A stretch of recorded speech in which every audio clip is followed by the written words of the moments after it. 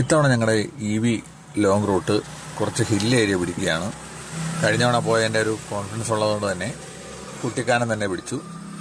ഒരു 134 കിലോമീറ്ററൊക്കെയാണ് കാണിക്കുന്നത്. ഒരു 200-ന് പുറത്ത് നോർമൽ റോഡിൽ നമ്മുടെ വണ്ടി ഓടുന്നതുകൊണ്ട് തന്നെ ഞങ്ങൾ വലിയൊരു ടെൻഷൻ അടിക്കേണ്ടി വന്നില്ല. എന്നാലും ഹിൽ ഏരിയ കയറിയപ്പോൾ നല്ല ഡ്രോപ്പായി. ടോപ്പ് എത്തിയ സമയത്ത് ഒരു 30% ചാർജ്, അതായത് 66 കിലോമീറ്ററൊക്കെ ഓടുന്ന ചാർജ് ഉണ്ടായിരുന്നു. ഞങ്ങൾ വന്ന് കുട്ടിക്കാനത്ത് KCBയുടെ പോസ്റ്റ് നോക്കിയപ്പോൾ ഇതാണ് അവസ്ഥ.